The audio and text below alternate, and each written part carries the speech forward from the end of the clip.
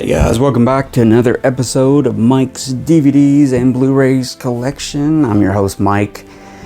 Today I want to spotlight swashbucklers, swashbuckling movies. Something I haven't talked about on my channel yet. And I have a few, but there's been many swashbuckling movies. All the way back into the teens.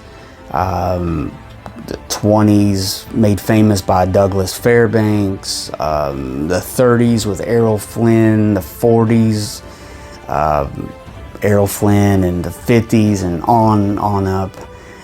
But the swashbuckler movie generally takes place on a ship, usually dealing with pirates or stuff like that. You know, think Pirates of the Caribbean, the ship, some sword play, some swinging from the mast, and just cool, just, you know what I'm talking about, swashbucklers, guys. So I want to show off a few swashbucklers that I think you should see, and if you haven't seen them, you must go out and find them. You just have to, guys. These are just great movies, okay? First up, I'm going to show a movie. Oh, Tyrone Power. That's another swashbuckler. This is a movie from 1942, 20th Century Fox. This was a screenplay by Ben Hecht. It co-stars Thomas Mitchell, Anthony Quinn, and the lovely Maureen O'Hara. The movie I'm talking about is The Black Swan, and it stars Tyrone Power Jr.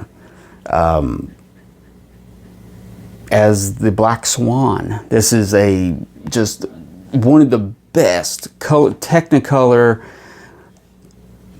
extravaganzas you'll ever see. Just lush photography, just the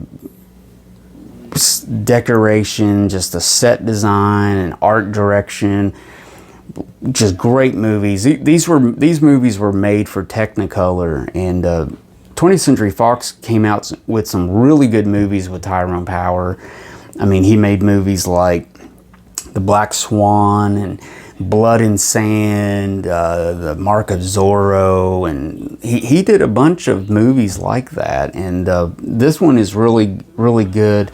It also has Alan Hale, who is the father of the skipper, who would be on Gilligan's Island, who, you know, he's Alan Hale Jr., but Alan Hale, his father, looks just like him. So when you see these movies from the 30s and 40s and you think, there's the skipper.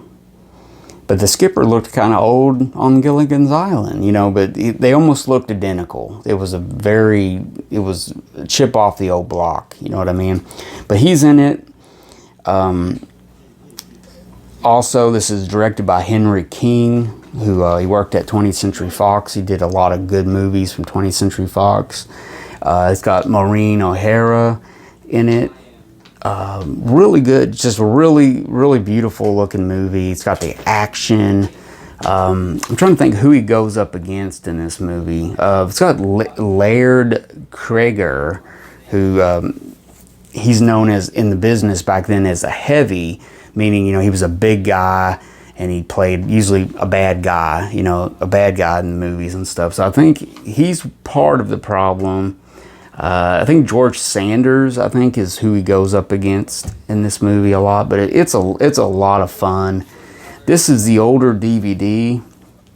This is the Studio Classics line that 20th Century Fox had out for a long time in the early 2000s. I think this one came out in 2006.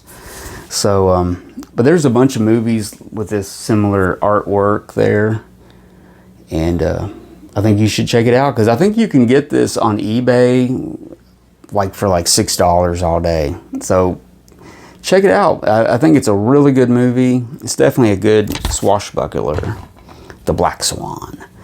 Next up, we have when you think swashbuckler, this is who I think. I think of Errol Flynn. And this is from 1935, and you know I had to include this. Warner Brothers' Captain Blood. Another great teaming with Olivia de Havilland. They made the perfect couple together in these movies. I mean, she is so beautiful, and he's just the quintessential swashbuckler, the dashing hero. I think this might have been his first movie. It was definitely his first big hit. This came out in 1935. It was directed by Michael Curtiz. He would go on to make Casablanca, amongst other things. It's got a great cast. It's got Lionel Atwell, Basil Rathbone, Ross Alexander, Guy Kibbe, a bunch of people in this. And this edition, this came out in 2005, this DVD edition. And this was when Warner Brothers was putting them out, and they would have a Warner Night at the Movies as part of the supplements, where you could, you'd have usually Leonard Maltin would host these. It would have a newsreel of the time, a cartoon of the time, and some sort of like short and stuff you would see before the movie would start back in the day. So they tried to recreate the movie night from 1935, and I thought that was really cool.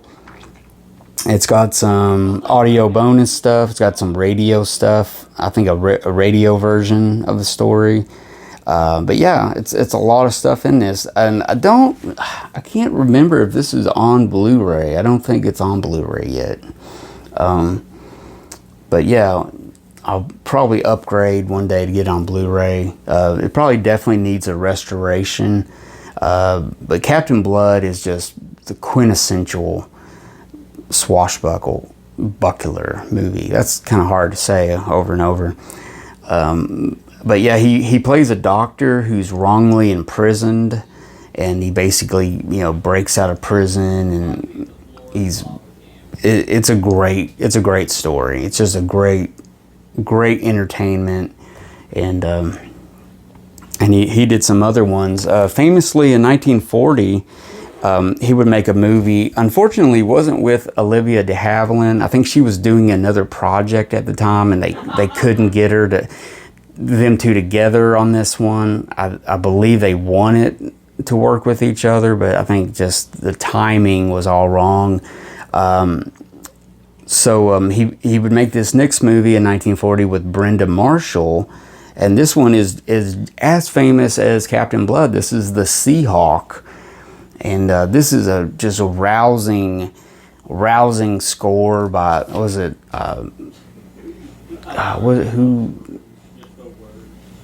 Eric Wolfgang Korngold, who worked for Warner Brothers. He would do all the big rousing scores and music scores and everything, but this is really good.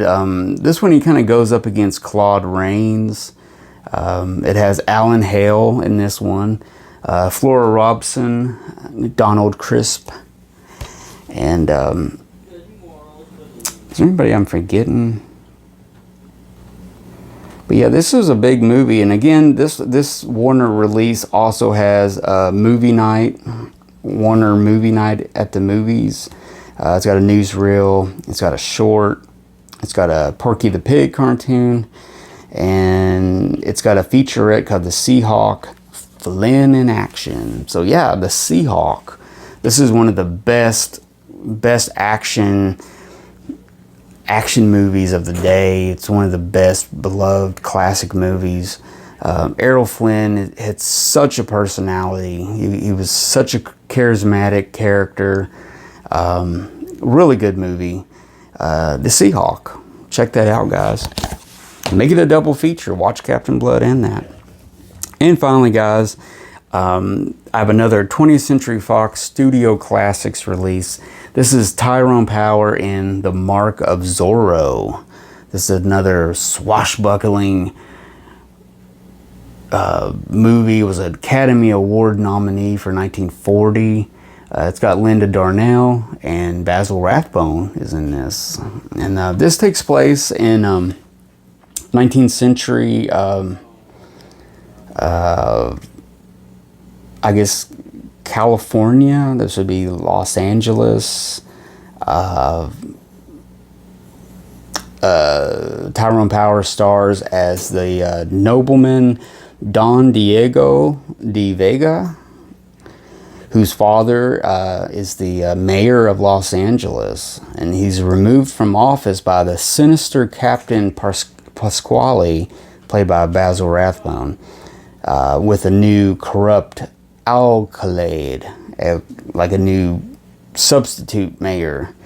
By day, the crooked politicians rob the citizenry at every turn, and at night, Don Diego, wearing a mask, defies their laws and avenges the innocents as he leaves his trademark, the letter Z, wherever he goes.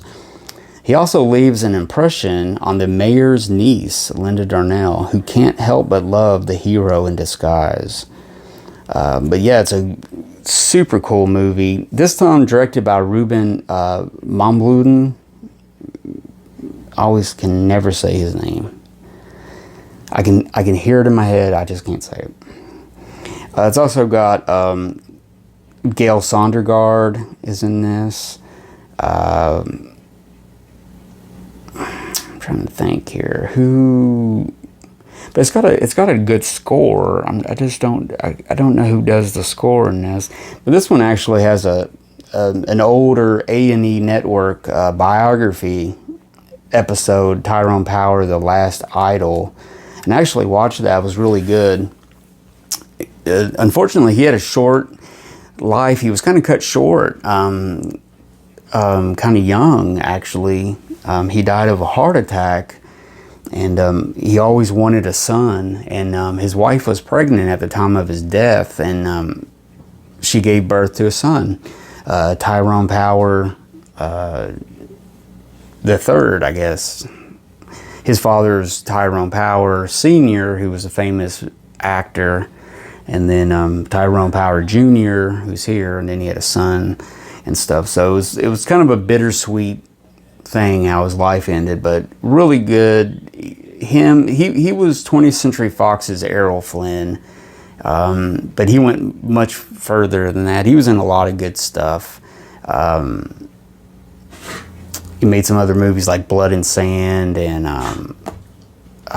gosh, I can't think of some of them. But he made a lot of different movies for 20th Century Fox. He was their bread and butter, and good actor. So yeah, the Mask, or the Mark of Zorro, really good. 1940. So we had 1940. We had both of these were coming out. We had the Seahawk and the Mark of Zorro in 1940. And so you would actually make Mark of Zorro before the Black Swan. The Black Swan, 1942, and Captain Blood, 1935. So there you go, guys. There's just a small example of some swashbucklers from back in the day. Those are some of my favorite movies. One of these was new. The Mark of Zorro. The Mark of Zorro I recently got. And I found it on eBay, and it was only like $6 with free shipping. It was like, or $5.94 and free shipping. It was, I mean, it's peanuts, really. I mean, it's good. It's DVD, but it looks great, and everything. So track down these movies if you haven't seen them and you want to see them. Track them down. Check eBay, Amazon. You can still find this stuff. I'm not sure if they're all out of print yet or not. I believe Captain Blood is on Blu-ray, or the Seahawk is on Blu-ray, and Captain Blood is not on Blu-ray yet, but the Seahawk is. And I'm not really sure about the other ones. I don't believe those are on. Actually, the Mark of Zorro, yeah, they are on Blu-ray. I think Kino put those out recently in the last couple years or so. So there you go. Find those, and I think you will be entertained. So that's about it, guys. Hope you enjoyed this episode. If you did, give me a thumbs up. Give me a comment. What, you know, who are some swashbucklers that I didn't think about. Did they make any other movies that were I know Errol Flynn made some more movies. I think he made a handful of action pictures like this, swashbuckler movies and stuff. So I'm gonna have to search those out and get those. But that's about it, guys. I hope you enjoyed this episode, and just be safe out there. Continue to be safe, and watch great movies. Until next time, I'm Mike. Goodbye, guys.